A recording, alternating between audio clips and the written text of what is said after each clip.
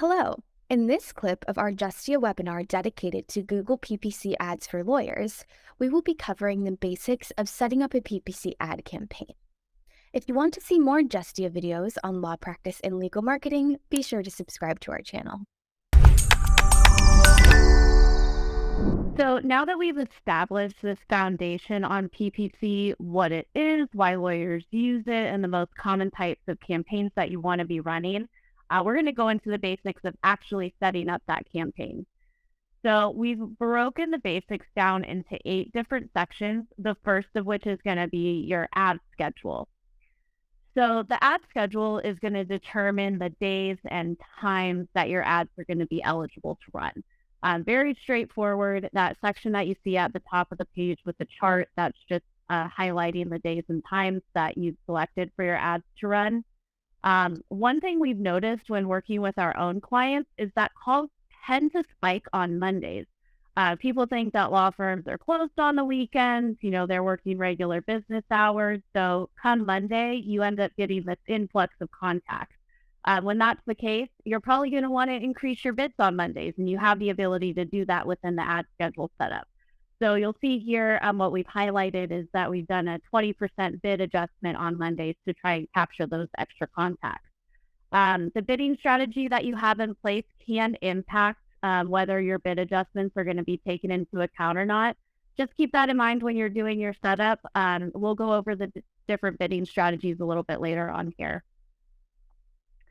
So an important thing to consider when you're setting up your ad schedule is making sure that you're only running your ads when either you or somebody at your office is available to answer the phone. If you're using an answering service, maybe for after hours calls, at a minimum, they should be able to take down the caller's information and actually schedule a consultation for them. Don't just let them take a message and, move along. Unless they're telling that person that, the attorney's going to call you back in 5 minutes. In that case, okay, and you better call them back in 5 minutes. Otherwise, they really need to actually schedule that consultation. So it's locking that person down and making sure they're not going to just move on and call the next, law firm that's showing up. You realize, if you're running ads 24/7, it's not realistic that you're going to be able to, always take every single call. So in that case, make sure that you have a solid answering service in place.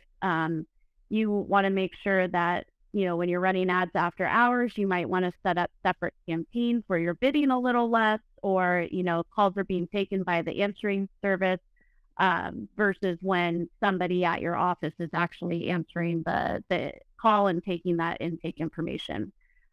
There's also a lot of options out there for answering services. Don't get overwhelmed. Just, make sure that you do your due diligence, read reviews, do your research, ask for referrals. You should also be able to provide them with your own script for how you want them to handle those calls. So they're not just, taking it upon themselves to try and figure that out. You also want to make sure that you have a really clear process for being notified when a qualified lead comes in. Again, people move on fast. You want to make sure that you are, getting to those prospects as effectively as possible. So a little plug here, but if you are looking for an answering service, check out Justia Legal Deals. This is part of your free Justia Connect membership. There's a ton of discounts available for different answering service companies. Also, a lot of other great deals on there, case management, research, billing, all that kind of stuff. The link's at the bottom of the page, just legaldeals.justia.com. So the stuff we touched on related to ad schedule is going to tie directly into that targeting that we talked about at the beginning of the presentation. So in short, don't run ads when, the phones are being answered by a live person. If you're using an answering service, they better be able to schedule consults, not just take a message. Bid more when you or someone at your office is answering the phone. Bid more on Mondays. That's when the calls are higher. You want to do it. And if you're not already running ads after business hours, you really should consider it. A lot of valid leads come in after work hours, about 5 to 9 p.m. So just something to keep in mind.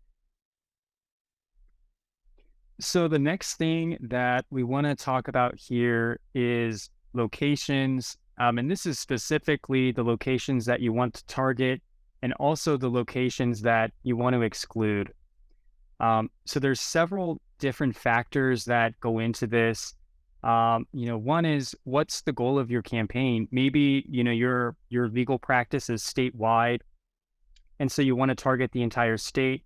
Or maybe, you just want to target, certain counties or certain cities where you prefer to get cases.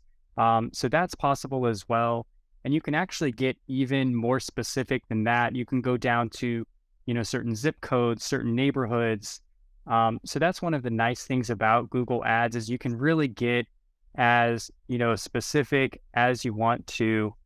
One question we do get sometimes is, does it matter if I use location or radius, which is that feature we highlighted at the top there.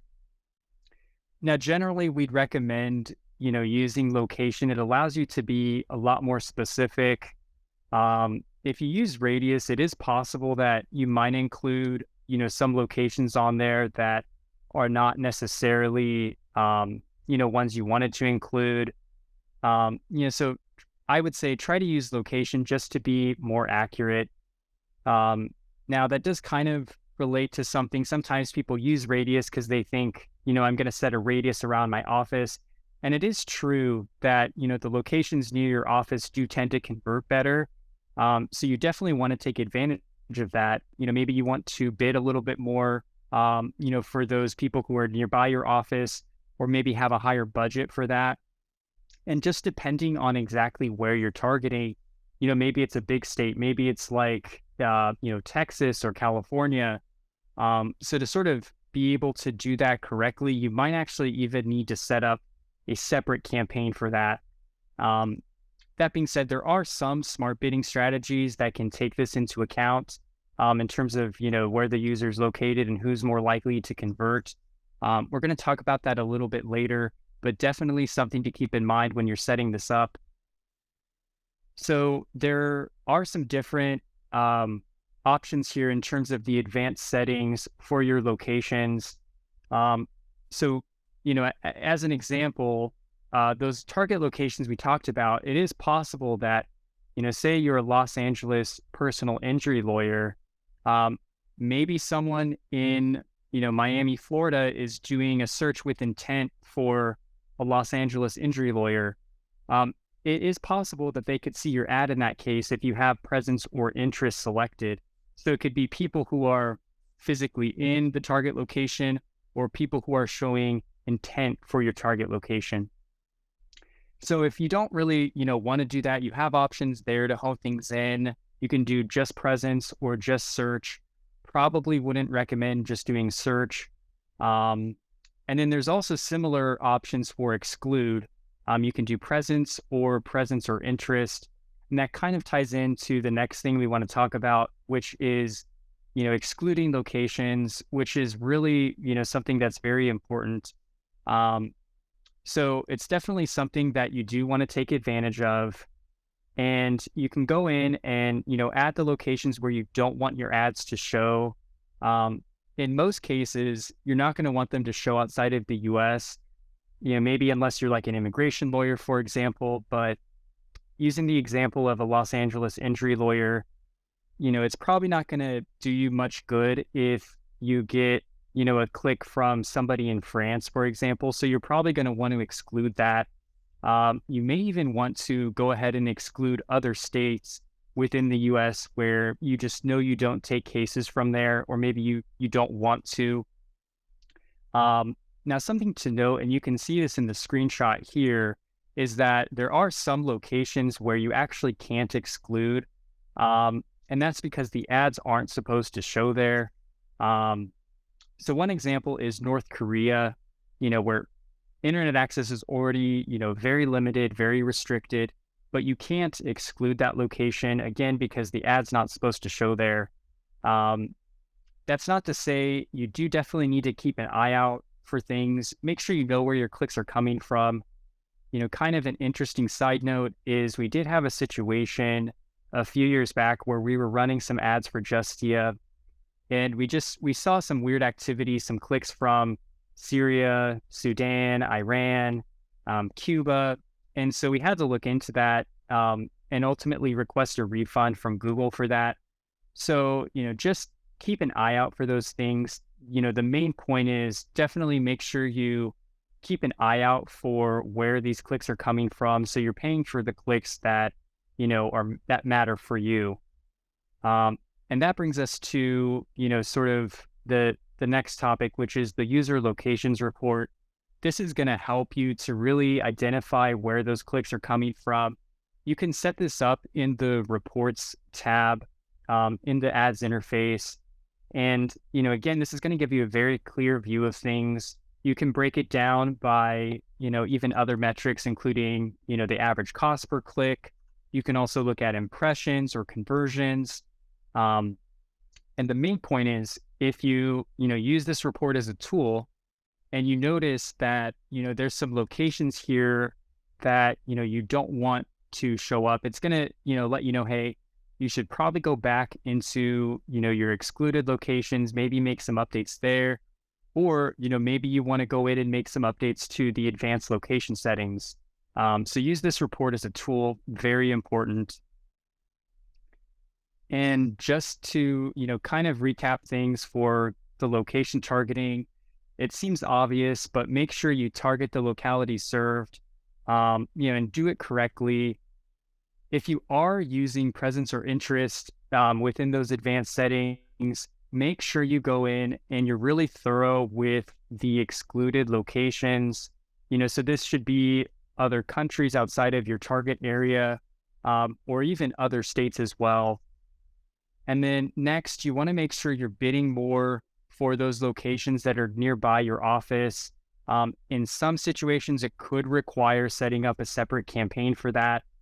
And then lastly, make sure you know where your clicks are coming from. Set up that report we talked about. And you can use that as a tool to help you go back and make adjustments as needed.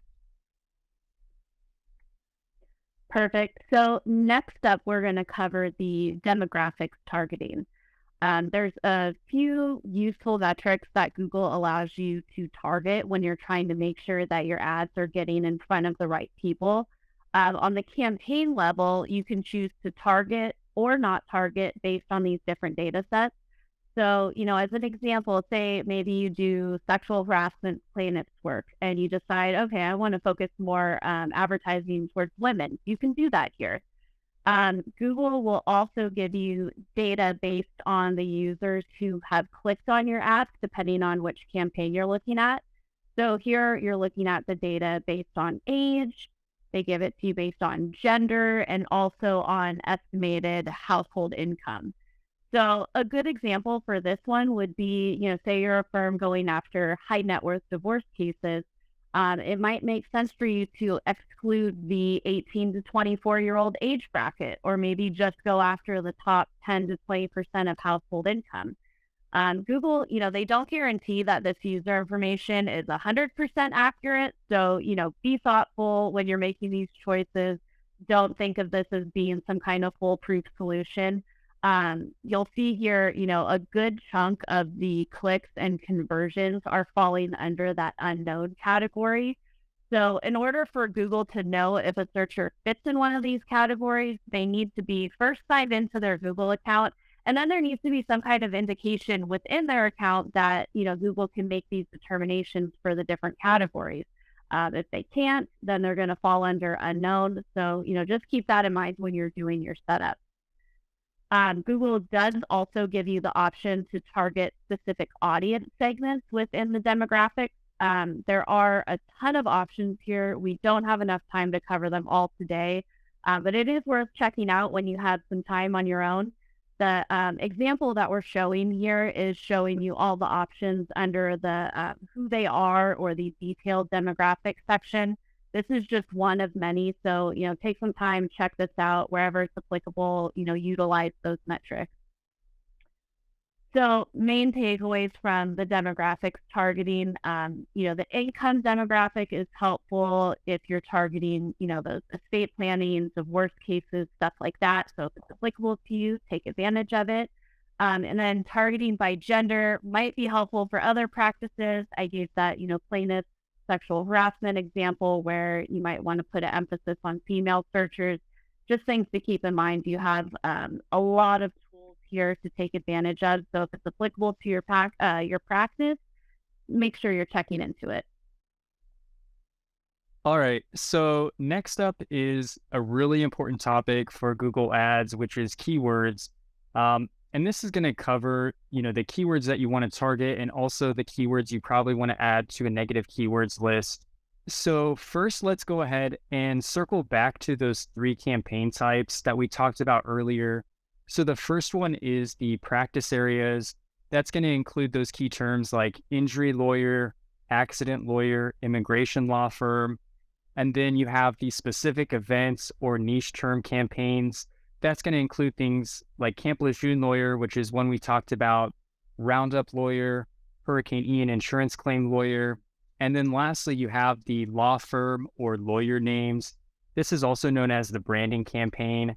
So it's going to be your name, your firm name, maybe, some attorneys that are also at the firm. So include all of that there. In general, these core practice areas are going to be more expensive than, the specific event and niche term keywords, as well as the branding keywords.